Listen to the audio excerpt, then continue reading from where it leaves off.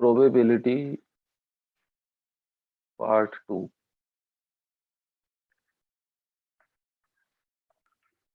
ये second video है probability की।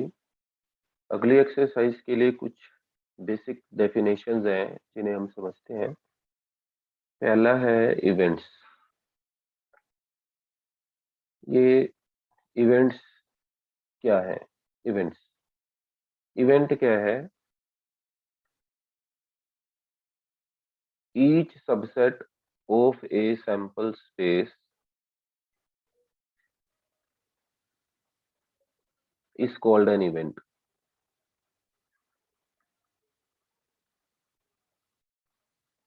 ठीक है। अब सैंपल स्पेस क्या है? सैंपल स्पेस, मान लो एक डाई रोल की है। In case of a dice क्या आएगा सैंपल स्पेस? 1 से लेके 6 तक कोई भी नंबर आ सकता है। इवेंट क्या हुआ? इवेंट है getting an even number. Suppose getting an even number एक इवेंट है। ठीक है, तो इवेंट हमारा क्या बन गया? इवन नंबर, यानी कि 2 4 6, ये आ गया इवेंट। ठीक है। इसी तरह से अगर हम एक कॉइन टॉस करते हैं तो सैंपल स्पेस क्या बनेगा? या तो हेड आएगा या टेल आएगा, एक ही कॉइन है ना। तो इवेंट क्या बना? गेटिंग अ हेड, तो उसके लिए एच आ जाएगा। और अगर गेटिंग अ टेल हो फिर उसके लिए हम टी लिख देंगे। ये है इवेंट। समझ गए? तो एच क्या है? इस सेट का सबसेट है। ठीक है, सबसेट इसका एक पार्ट है। अब समझते हैं डिफरेंट टाइप्स ऑफ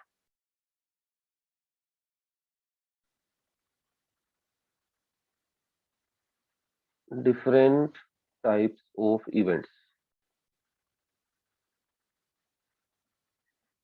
इसमें सबसे पहला है नल इवेंट।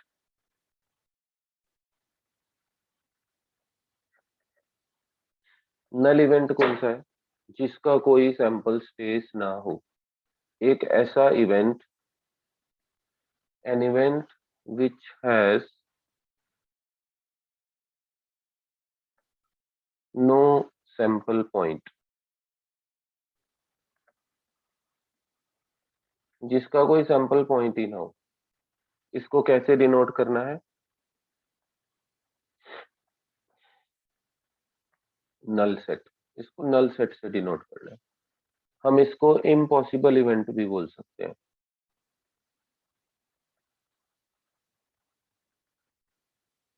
ठीक है।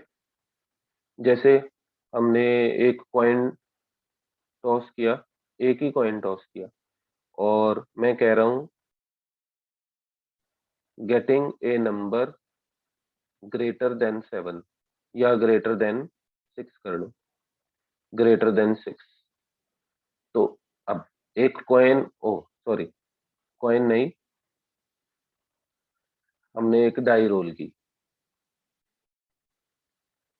एक डाइस रोल की, और मैं कह रहा हूं कि ग्रेटर देन 6 नंबर चाहिए।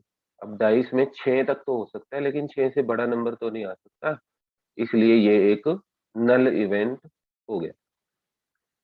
इसी तरह से श्योर इवेंट। श्योर इवेंट तो नाम ही बता रहा है कि पक्का ही होगा, होगा ही होगा।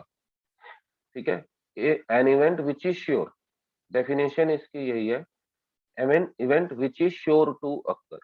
N event which is sure to occur. जैसे फिर से यही डाइस का एग्जांपल लेते हैं, और मैं कहता हूं getting a number less than 7। 7 से छोटा, यानी कि 1 से लेके 6 तक आएगा ही आएगा, तो ये एक श्योर इवेंट हो गया। तीसरा है सिंपल इवेंट।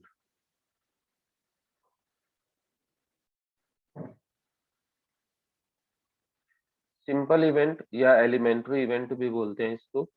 ये एक ऐसा इवेंट होगा, an event having only one sample point.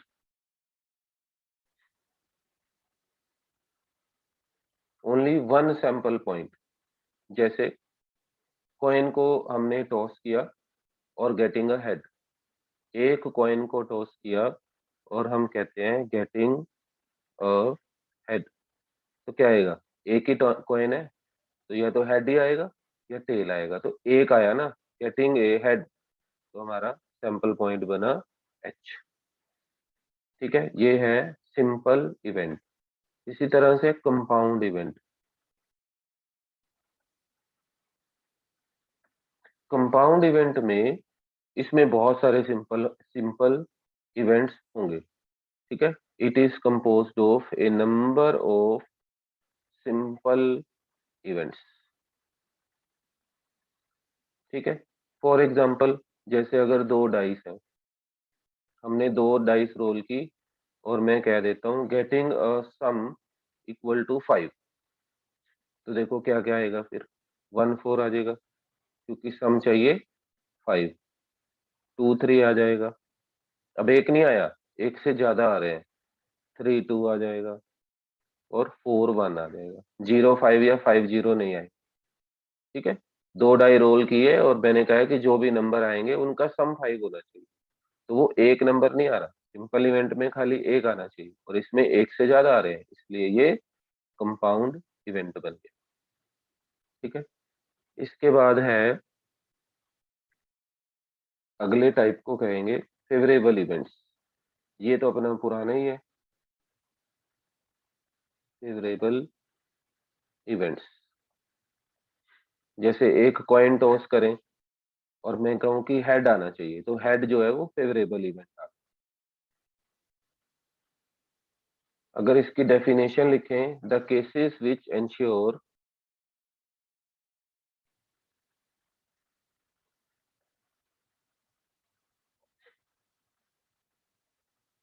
The occurrence of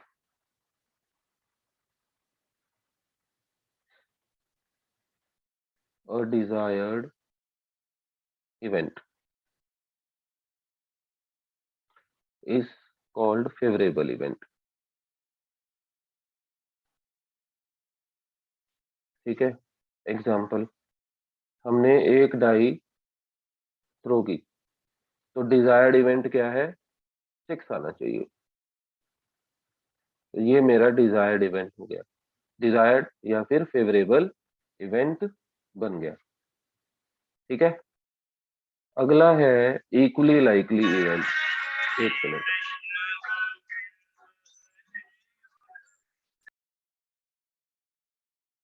अगला है इक्वली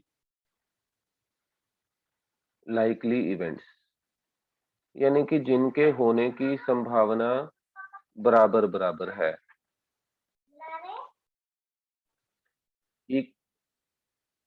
इक्वली लाइकली इवेंट्स मतलब जिनके होने की बराबर बराबर संभावना है।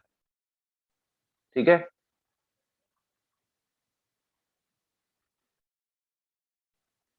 समझ आ गई? इक्वली लाइकली इवेंट्स जिनके होने की बराबर बराबर संभावना है। जैसे अगर मैं एक कॉइन टॉस करूं तो हेड के आने की पॉसिबिलिटी है 50% और टेल की भी 50% ही है। ऐसा नहीं हो सकता, अगर ये हो जाए कि इसकी प्रोबेबिलिटी 40% है और इसकी 60% है, तो ये इक्वली लाइकली इवेंट नहीं होगा। इसी तरह से अगर हम एक डाई लें और उसे रोल करें, तो एक आने की प्रोबेबिलिटी भी उतनी है जितनी 2, जितनी 3, जितनी 4, जितनी 5 और 6 की भी प्रोबेबिलिटी उतनी है, सभी की प्रोबेबिलिटी बराबर है। ऐसा नहीं कह सकते कि हम अगर डाई रोल करें तो पक्का 5 ही आएगा या पक्का 6 ही आएगा और हर बार 6 ही आएगा, ऐसा तो हो नहीं सकता। ठीक है, उसको कहेंगे हम अनफेयर डील फिर। ठीक है, तो अगला है mutually exclusive event. Mutually exclusive events, ये ऐसे इवेंट्स हैं जो एक दूसरे से जुड़े हुए नहीं है। Two events associated with an experiment, ये दो इवेंट होंगे जो किसी एक एक्सपेरिमेंट से जुड़े हुए तो होंगे। इसको एक उदाहरण से समझते हैं। इसका एक एग्जांपल लेते हैं। When a coin is tossed once, फिर इसे समझाऊंगा। या तो हेड आएगा, ईदर हेड और टेल अकर्स। या तो हेड आएगा या फिर टेल आएगा। ऐसा तो नहीं हो सकता कि दोनों ही इकट्ठे आ जाए। दोनों इकट्ठे नहीं आ सकते, ठीक है। तो ये हो गया म्यूचुअली एक्सक्लूसिव इवेंट। अगर हेड आया तो हेड आया होगा, टेल नहीं आएगा। अगर आना होगा टेल तो अगली बार आएगा, ठीक है। Two events associated with an experiment, if both events can not occur simultaneously. Both can not occur simultaneously. Simultaneously मतलब साथ साथ। दोनों साथ साथ नहीं आएंगे, बारी बारी से आएंगे, एक एक करके आएंगे, ठीक है। समझ आ गई। इसके बाद है exhaustive cases.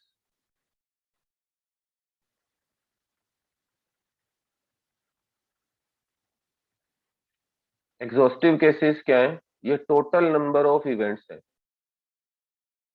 Total number of events that can occur in an experiment, ठीक है। जैसे अगर दो कॉइन हम टॉस करें तो क्या क्या आ सकता है? Head head, head tail, tail head, या फिर टेल टेल। तो टोटल एग्जॉस्टिव केसेस हमारे बन गए चार, 1 2 3 और 4। क्लियर। तो अगली वीडियो में हम समझेंगे अलजेब्रा ऑफ इवेंट्स। छोटी छोटी वीडियो बनाते हैं, फिर एग्जाम्पल करेंगे।